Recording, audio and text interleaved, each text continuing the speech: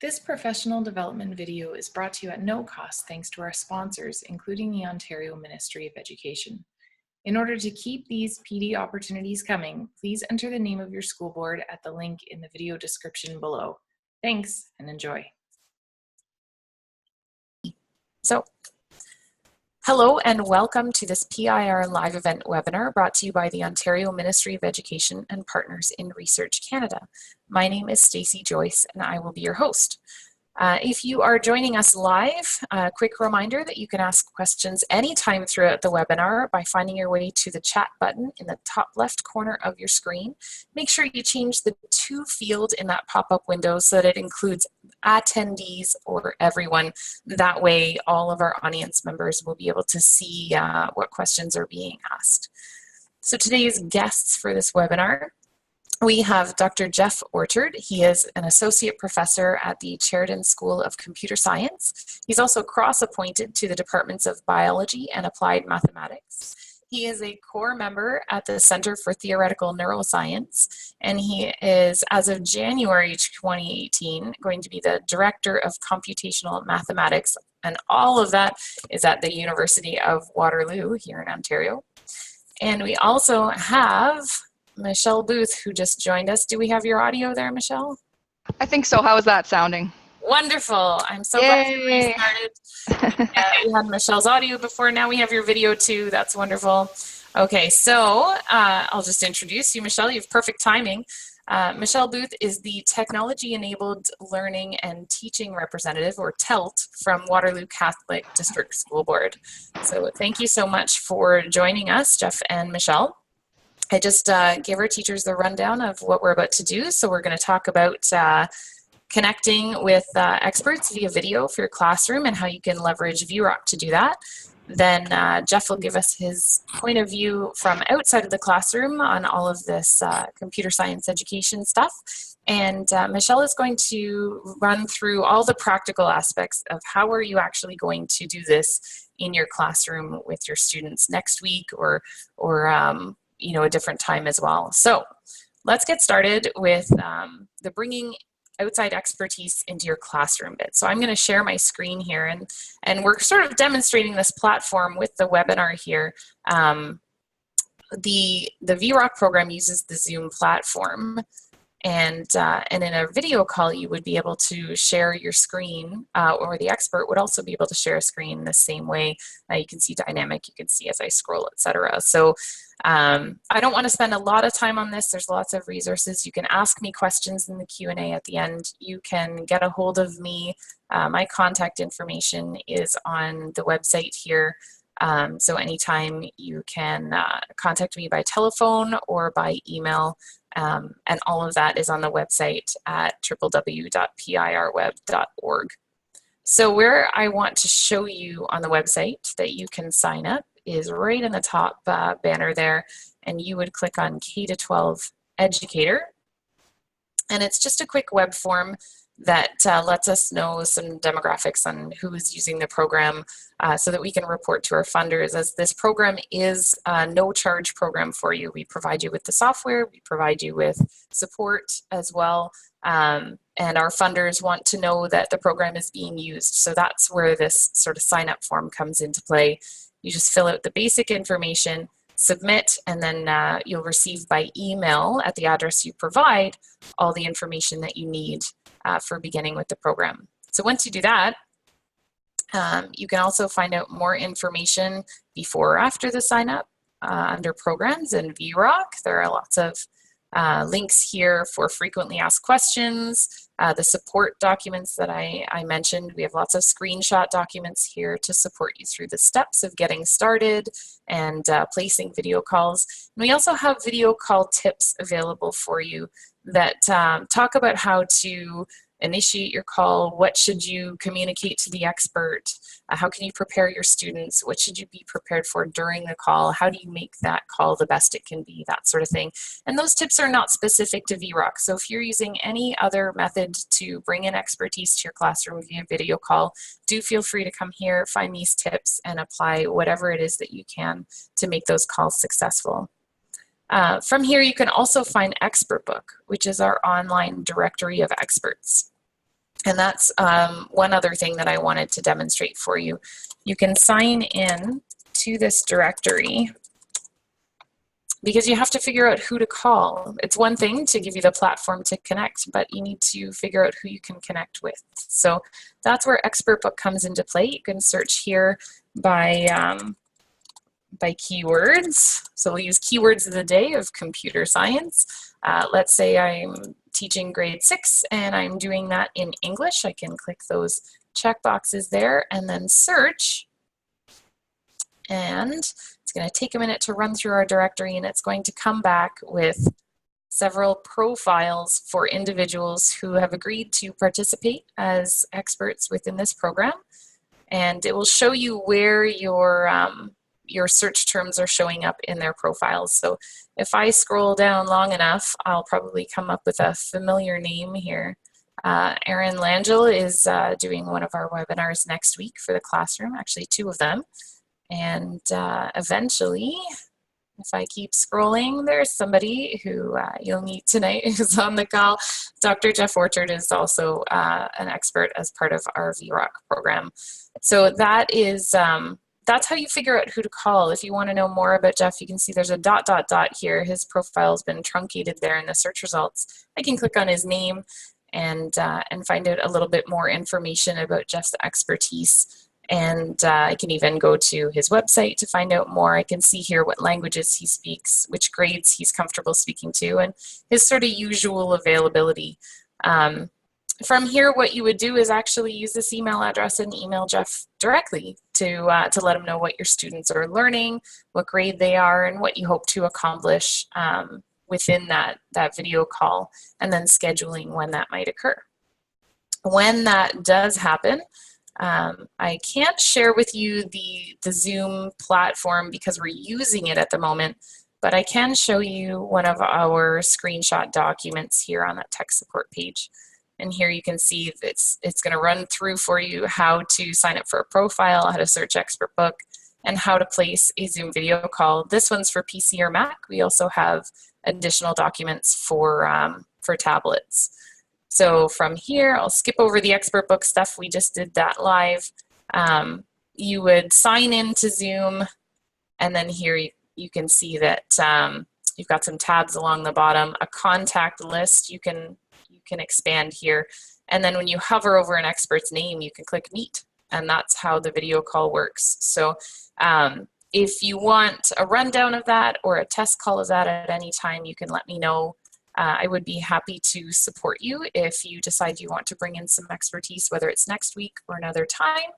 But for now, I know we do need to move on. So feel free to ask questions about that later on, or mine the website for details, or contact me by phone or email. So next up, I'm going to toss the baton to Dr. Jeff Orchard, and he can sort of give us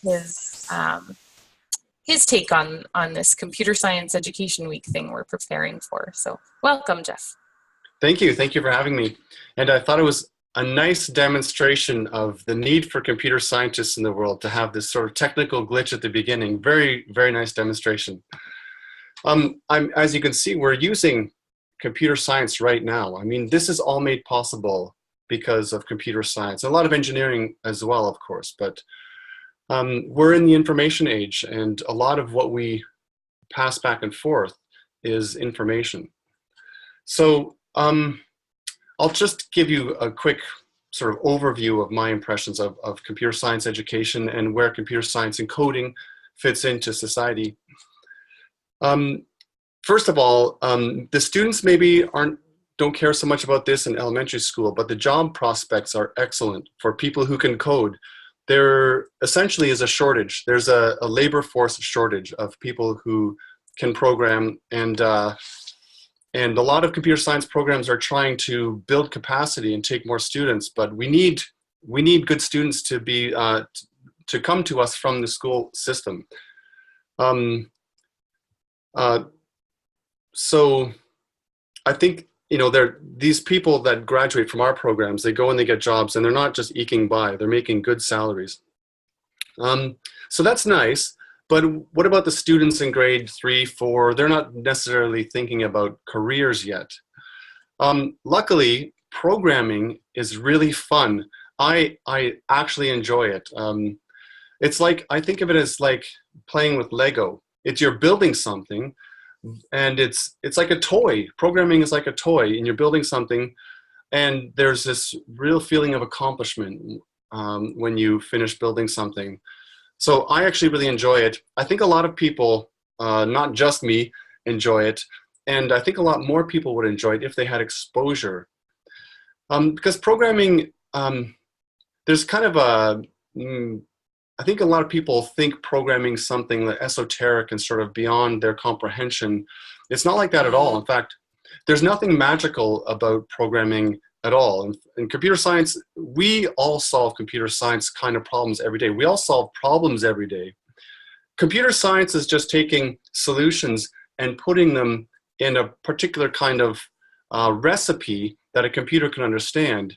And that's code, that's programming. I was kind of surprised when I went into computer science. I actually went into computer science as an adult because most of my training's in mathematics. My PhD's in computer science, and I read a book on operating systems. That's computer science stuff.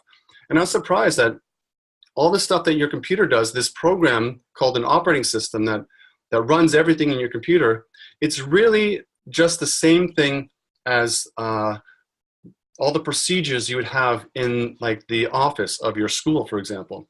You got files and filing cabinets, and you've got schedules, and you've got timing and different people doing different things. All these things, the same problems are solved in computer science for an operating system, for example.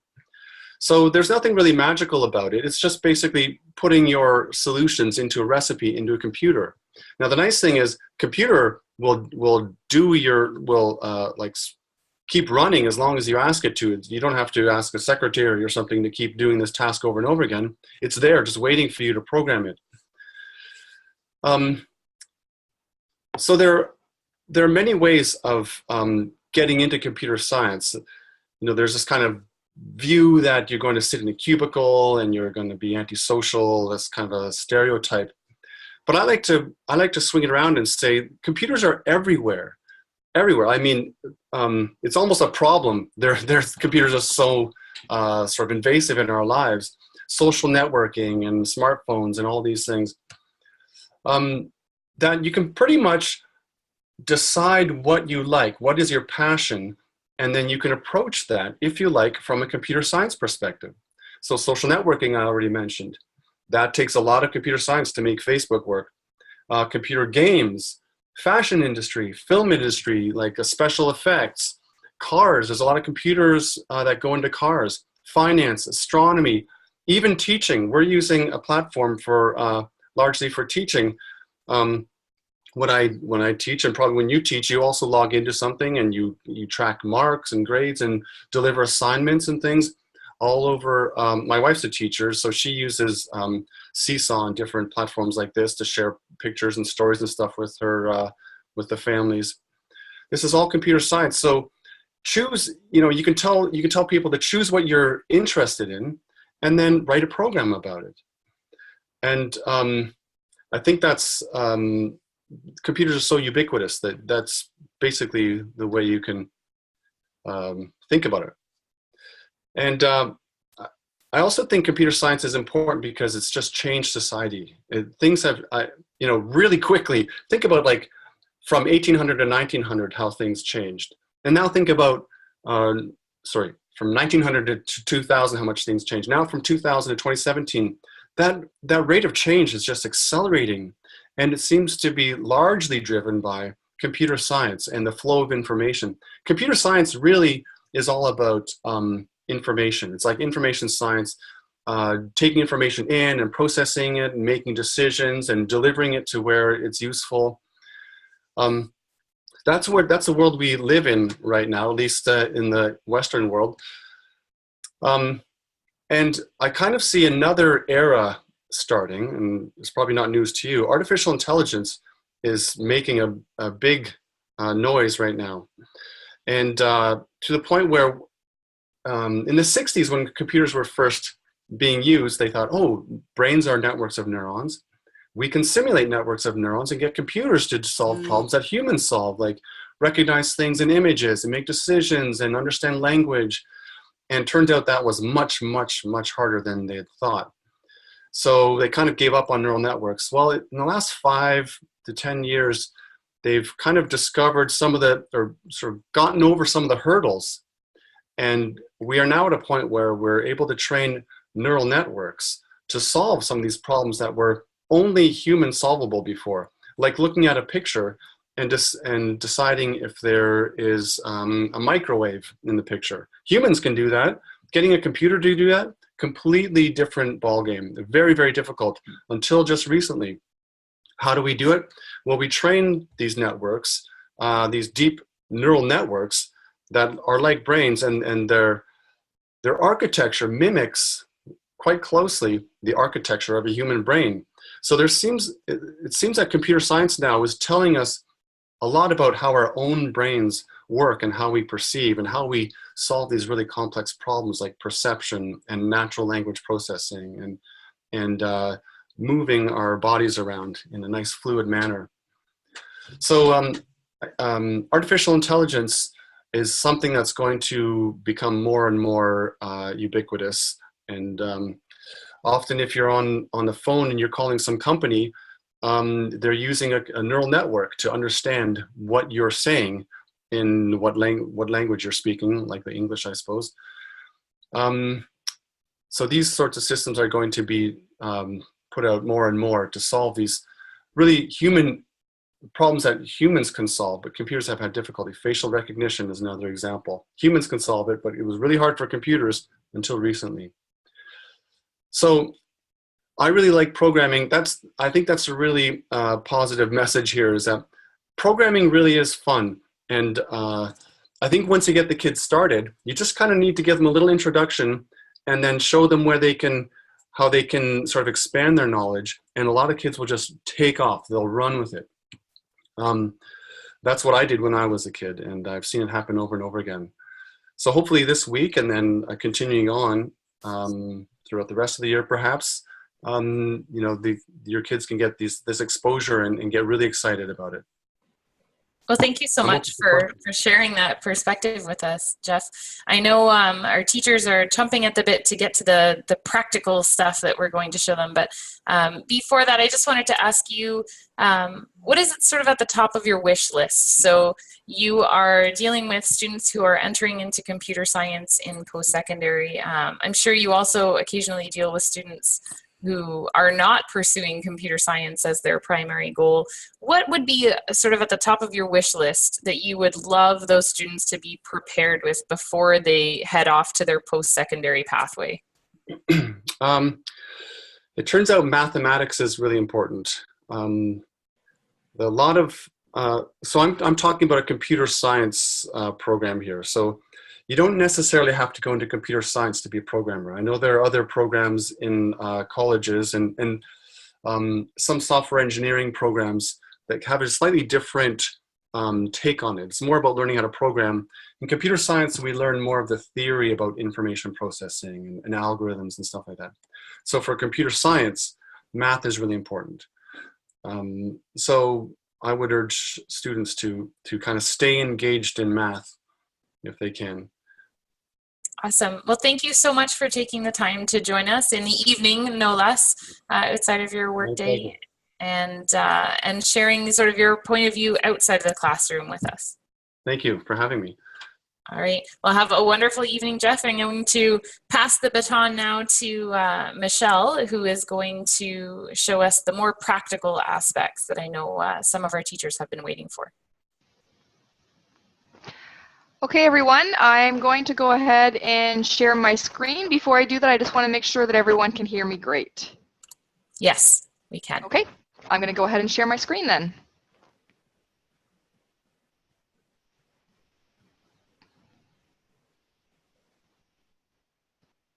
Wonderful. Okay. I understand that these resources can be shared with everyone if they want to have these resources later on, but really we're just going to get into the practical part of what can you do next week during Computer Science Week. We're calling it HOC for hour of code, but really this coding is what started off just being an hour across sections of the world, but now has spanned for a much greater time, to the point where even in Waterloo region a couple years ago they had year of code. So to begin with, I think we'll start with the Hour of Code website, and I've got the link right there, code.org and then just /learn. So if you're on the Hour of Code website, and just let me refresh that. If you're on the Hour of Code website, you'll see a whole lot of stuff going on here. And one of the things that you'll see in the far right is the sign in. Really, with your students in your class, you don't have to get them to sign in and create accounts or anything like that. You don't need to do that yourself. One benefit of doing that would be that it would track any activities that your students do, and they do have a lot of lessons. And I think in the next webinar, we're going to get into more of beyond the Hour of Code. So that might be something to consider if you were doing long-term, but really you do not need to have them sign in at all. For teachers, there is a section that says host an hour of code, and for that part, it will basically just ask you, what is your location and what are you planning to do with your class? And then they will have spots around the world where people are hosting an hour of code event. Again, you actually do not even need to do that. You can get information about how to host an hour of code, and for how to host an hour of code, that clicking on that link, there are tons of resources for educators who might be running an hour of code, giving you some suggestions of what you might do, how to promote it. Even you can get resources for it. At this point, you might be busy and say, you know what, that might be something that I might try for next year if you don't want to worry about capturing all kinds of resources. Then there's still tons you can do with just the code.org/learn anytime. It doesn't have to be just next week. We're promoting it next week to try to promote computer science, but really it can be anytime. My suggestion for you to start students coding in the class is actually the very first option, the Minecraft one that says code right on it here. It's got a great activity, and I've been able to use this with students in a grade 1-2 class, but you could even use it with intermediate students. So when you do click on the Minecraft one and then start, it will load. The top option is a new one, the Hero's Journey. I found that one was a little bit more advanced, so I probably would not start with that one. I would start with the one that got created last year that's called Minecraft Adventurer. And under Minecraft Adventurer, when you do start,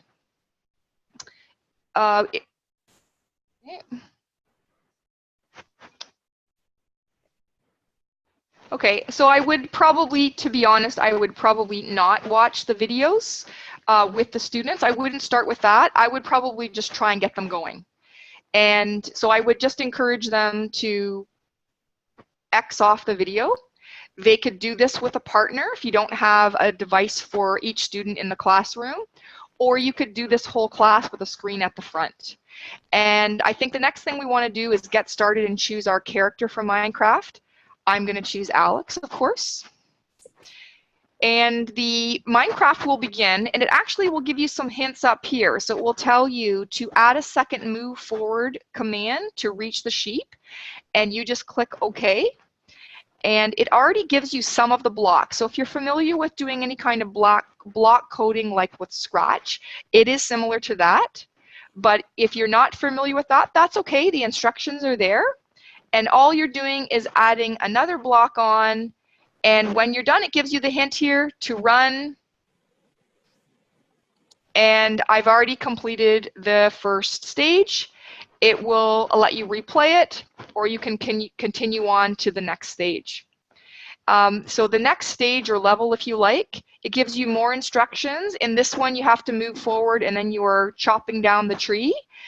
So it has the code blocks that you need to do, and you can talk to your students about, you know, how many blocks do we need to move? 1, 2 blocks. And then we want to have the destroy block so we can cut down the tree. And what you can do is you can talk to your students about, okay, well, what happens if I don't have all the blocks? What if I just do one move block and destroy? And that's what will happen with some of your friends in your class. They will just try one and it won't work. So I found that really when you're doing this, it will give you more hints. Partners are great so that they can work together, especially if you can do some sort of buddy system where you might have a student that is a junior division student working with a primary division student. Will be a fantastic way of helping out your students. But even if you are working with just, students that are in primary, talking to them about growth mindset. We want to persevere when we're doing this. You're at a not yet. Let's try again. Let's break down this problem. So what can we do? We tried move forward. What if we do trial and error and we try a second block? What happens when we do that? And if we take the destroy off, I'm going to take that off the screen and I'm going to reset and run again. Okay, so now I moved up to the tree and it gives me a hint. So this is some trial and error, breaking the problem down. Now let's try and add the one block on. We'll do a reset and we'll do a run.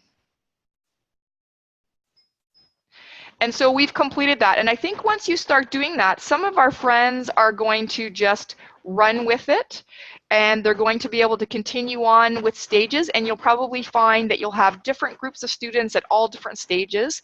Some friends will jump ahead and they'll get to stage 5 and others will be still on stage 3 and it becomes more complex. And then again, we can stop the class and talk about, which of our friends has made it to stage 5? Can you help a friend over here that's trying to get to stage 5? What did you do to do that? So my suggestion again is this is a great spot to start.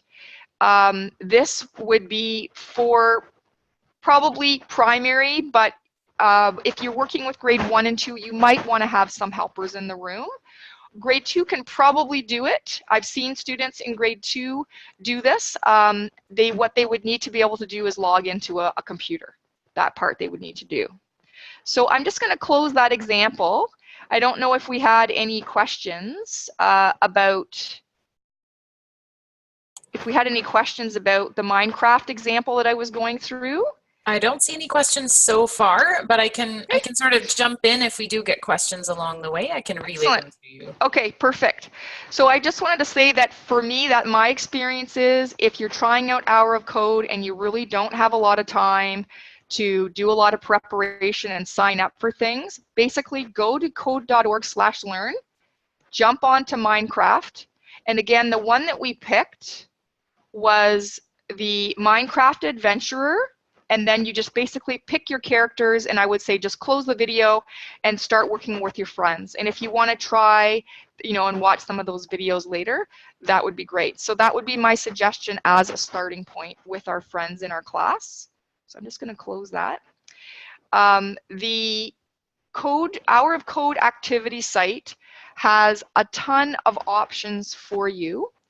And you can do some filters. So if you do have some friends in your class that are pre-readers, so that might be some of your kindergarten teachers or some of your primary kindergarten students or some of your primary students, you do have a bunch of options here. And I'm going to give a couple suggestions.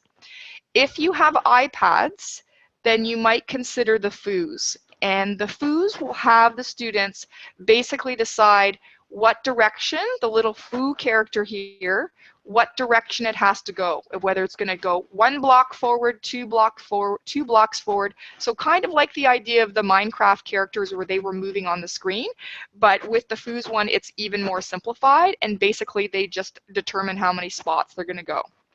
The Kota Bulls would be another one that you might consider trying. The Kota Bulls is actually a separate website that you go to, so that one's going to open right now. And on this one, your students just start right here. So it opens another one. You can do this completely without setting up any codes or sending any letters home or anything like that. And I would say probably that's where you'll want to start. So it's just loading for us. So again, this would be if maybe you had some students that were, okay, let's go.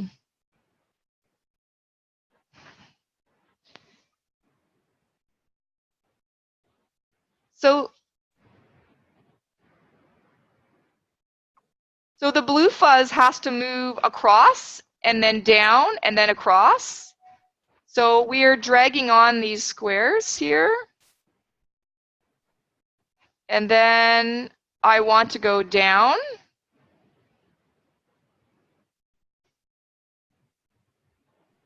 And let's play this. Won't let me play it until I've solved it. And next, I want to go right.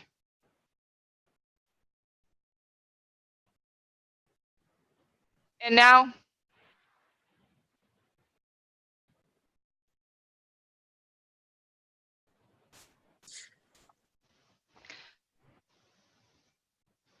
okay, so that is the Kota Bulls little fuzz character. I did find with it when you didn't choose the right arrow. So for example, if one of our friends chose the up arrow, oh, it does let you. Sometimes it won't, they might have trouble dragging the arrow over, so you might have to help them. So they drag over the arrow to see what they want to do. And when they're ready, they click on play. And so they would try again. So we do have a question now. Okay. If we can take a pause for that. We've got a question asking if Minecraft, or perhaps any of the other ones you've mentioned since, can be integrated with any particular curriculum strands across any disciplines in primary, elementary, or middle school. Okay, I'll just close the Codable one. That's kind of a little bit annoying, so we probably would hopefully want the volume down and maybe some headsets for your class. That's a really fantastic question. And I would say for your hour of code week that you're doing next week, I would say you're really just trying to get an introduction to what coding is about.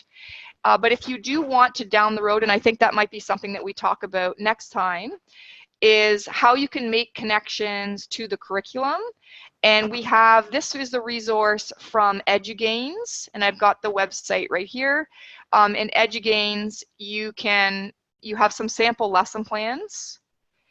And so for example, grade 3 or kindergarten, there's some examples here. Some of them are coding without technology, or what would be referred to as unplugged, so you don't have a computer.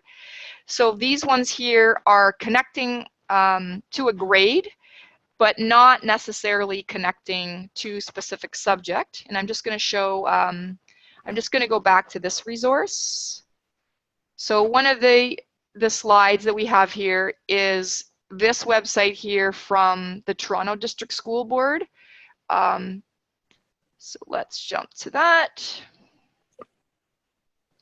So this is just the link that we have from the Toronto District School Board. What's great about this one is they actually have curriculum connections for any grade.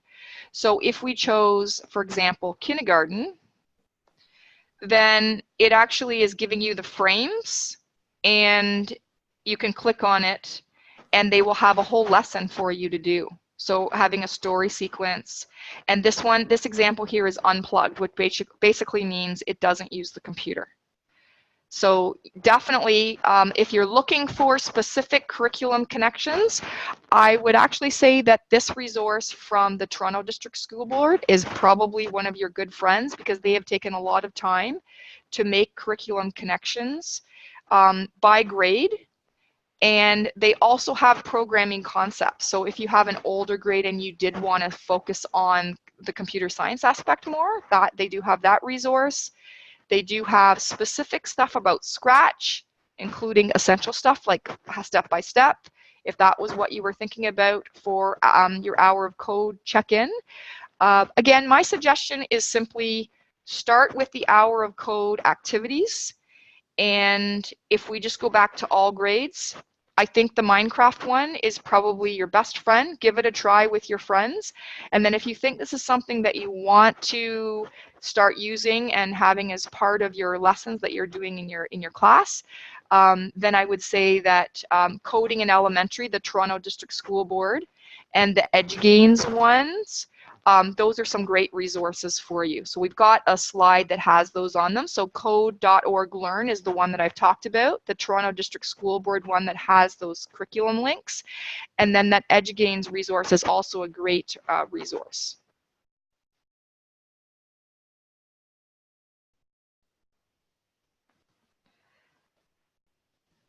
Okay, Stacy, I think you have a question, but I think we didn't get. I indeed had myself muted. It is 8:41, absolutely. Okay, so we did have a question about getting these links, and just rest assured, everyone, you don't have to be copying these out quickly or anything like that. We'll make them available to you. In fact, I believe the slide deck will be available afterward. Yes, Michelle, just confirming that one. I'm just not tell me how I make it available and I can do that. We will make sure that it is available, and we'll add it below the YouTube video as well as a link. So all of that will come to you, rest assured. So just soak it in for now, and you can follow up later with the information that you'll receive tomorrow. Just looking now, yes, the next question was about sharing the PowerPoint. So yes, we will do that. And now I'll let you get back to it, Michelle. Okay, so I think we were talking about, you know, basically where to start and the how-to. Again, you do not have to do any sign up. You can just jump right to the activities.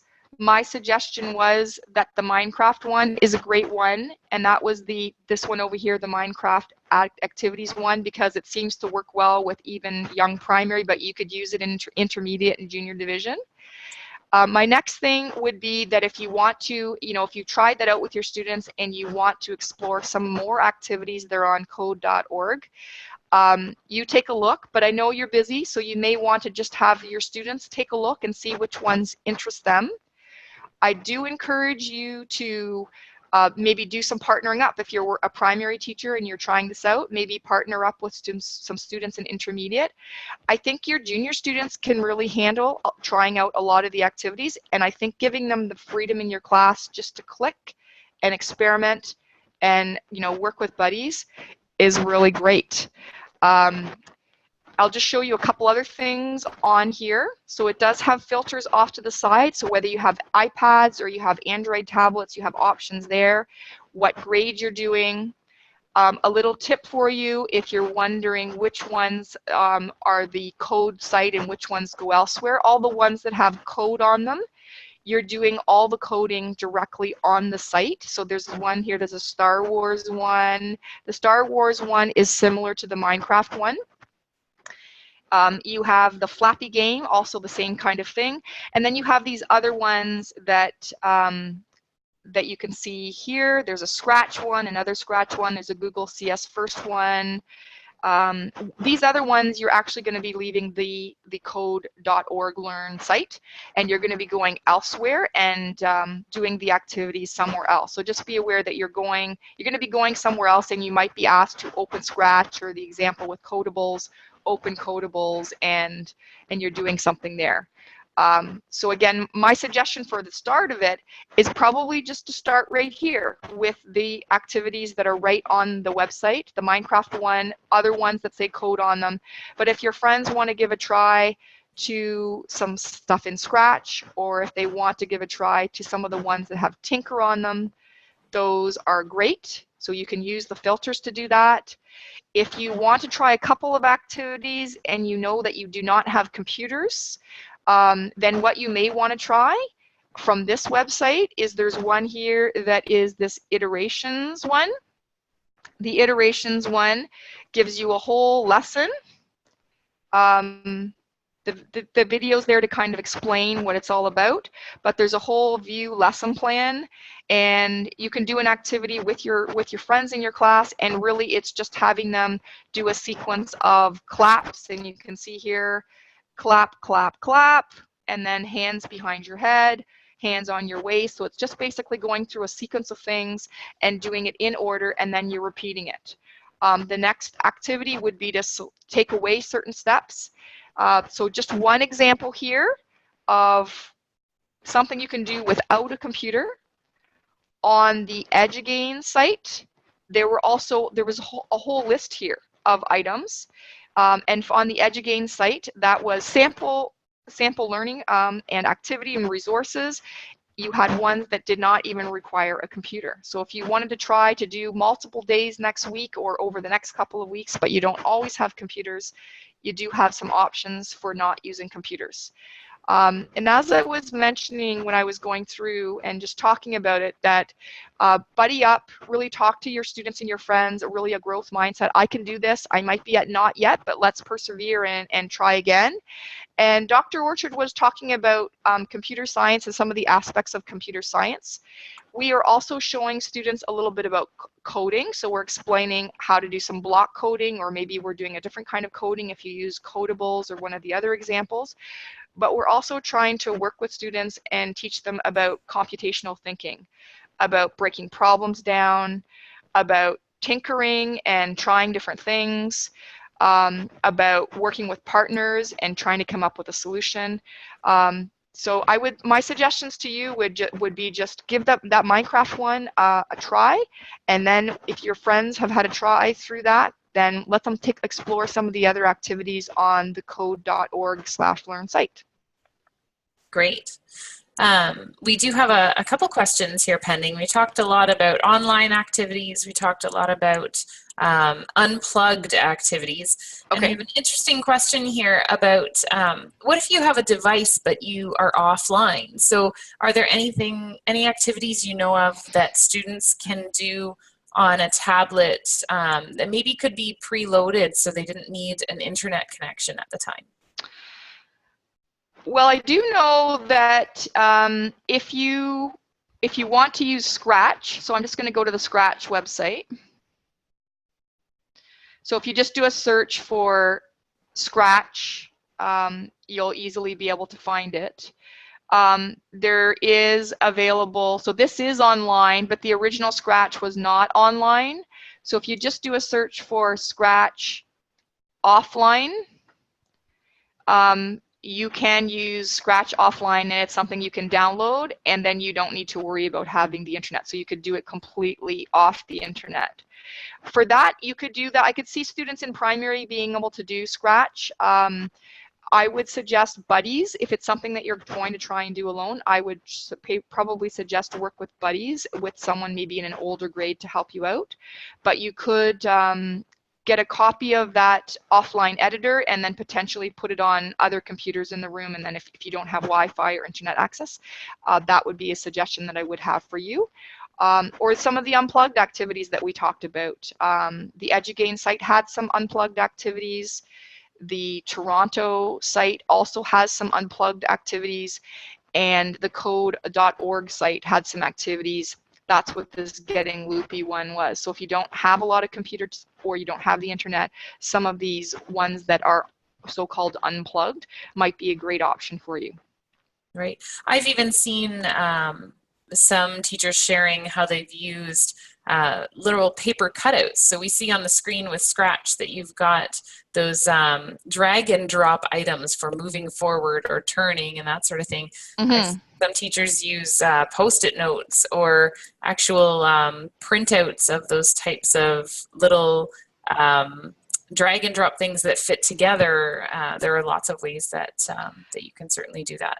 Absolutely. And one of the examples for kindergarten, this coding without technology or unplugged, called Mousetrap, is basically just using squares that you would have on a floor in a linoleum floor or tiles that you have, and just setting up some tape to act as where the mousetrap is, and students would just basically move around the room and be given instructions: take 2 steps forward, stop, and work together. So there are tons of options for you. Those instructions would be on the EduGAINS site and then under Mousetrap to do something completely without a computer, and you are still you're still a great participant in computer science week hour of code.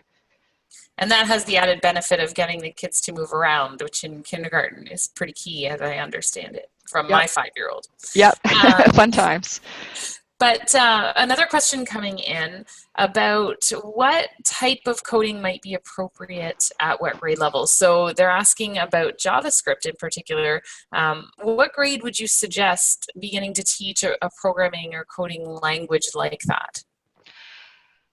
Well, I think it's kind of some of the things that we've already talked about. Dr. Orchard talked about computer science being all around us and about the importance of math and the importance of coding. And there's a bit of a difference between teaching coding, like some of the examples that we were looking at with Minecraft and the block coding, or maybe with Scratch, or perhaps with JavaScript, where you're teaching them specifically how to code in one language.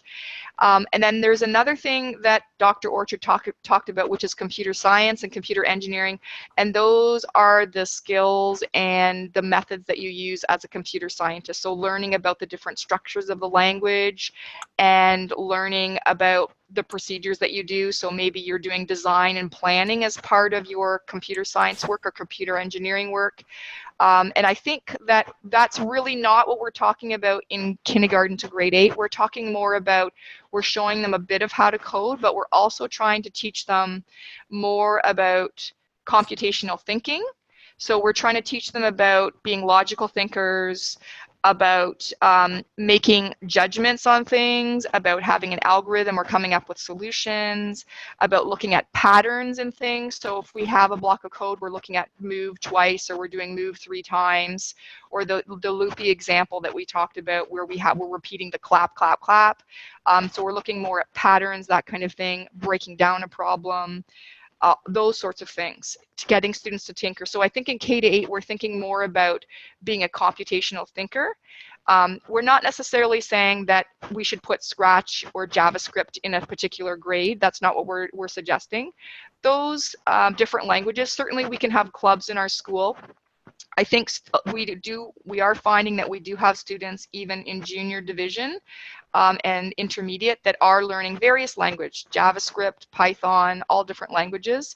But we have other students that really just want to kind of get the idea of what is computer science all about, and kind of be a computational thinker. That's what we're more about. But certainly, if students want to learn JavaScript, that's fantastic. I don't think the expectation is that elementary school teachers are going to suddenly be computer science teachers. That's not, I don't think we're expecting that. I think you might want to bring a resource in from your community if you wanted to have a club learning a language like JavaScript or Python or something like that. But there are resources in the code.org site.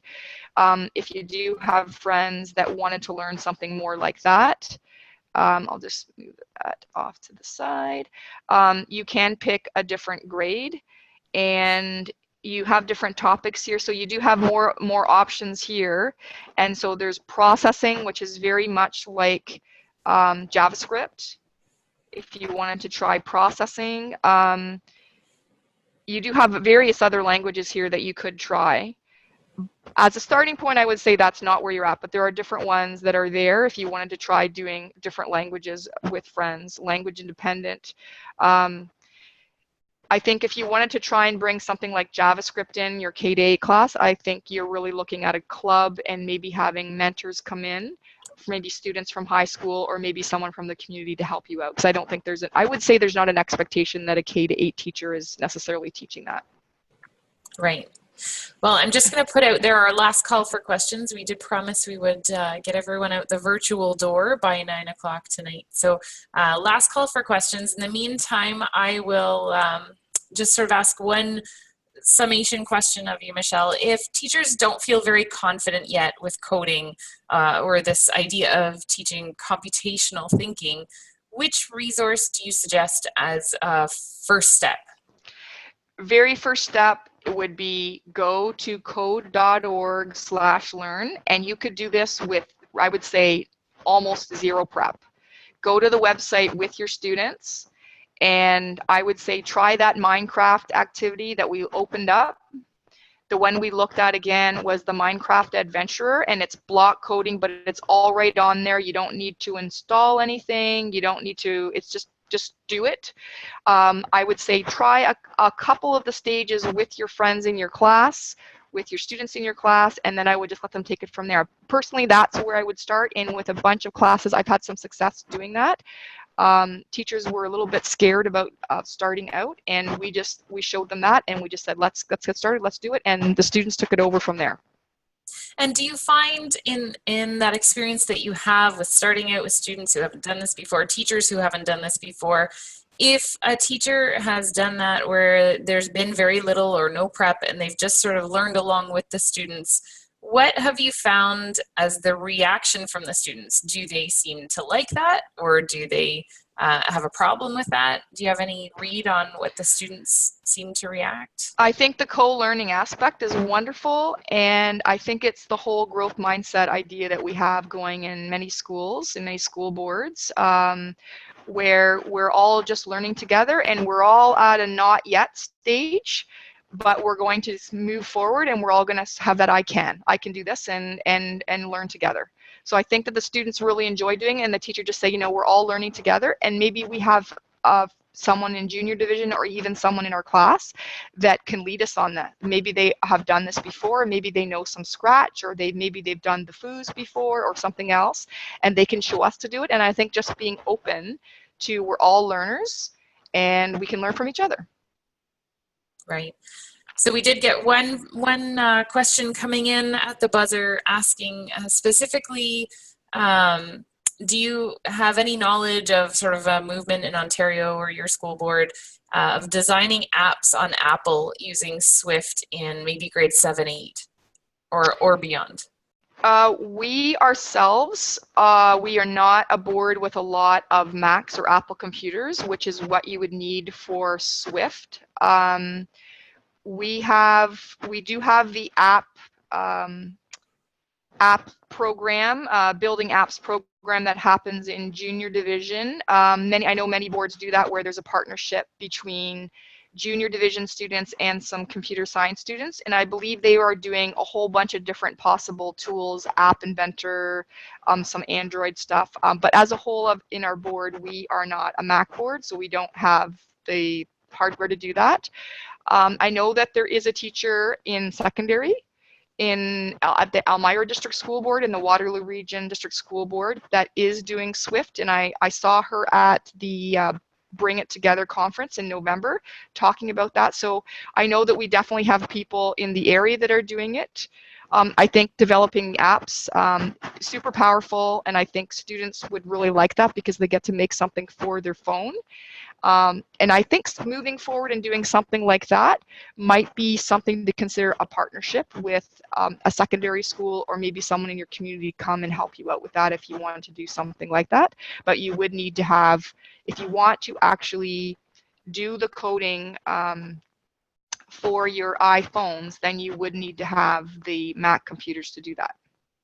Right. Wonderful. Well, thank you so much for answering our questions. You're if welcome. you want to go ahead and click the red stop share button there on your screen. I think that's interesting that that question came up, because these are the types of things that I think we'll dive into more when we do our second in this series of professional development webinars. So the idea here is we wanted to get everyone a little bit of a kickstart, some ideas for what you can do if you haven't done this before. And for those who want to extend this type of computer science learning throughout the school year, we're going to run a second webinar on December 13th at 8 p.m. And discuss more of how can we take that inspiration that we hope the students will have after diving in and giving this a try, and extend that throughout the year to address those competencies that we're all working towards. So thank you so much for part one here, Michelle. I know we'll see you again for part two, but thanks for taking the time this evening to answer our questions. You're very welcome.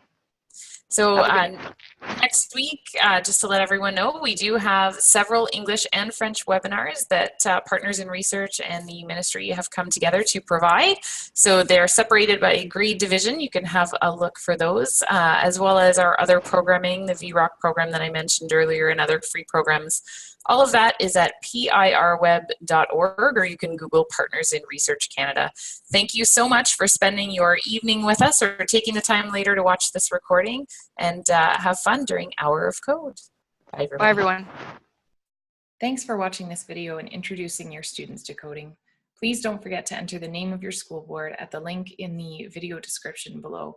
Thanks so much.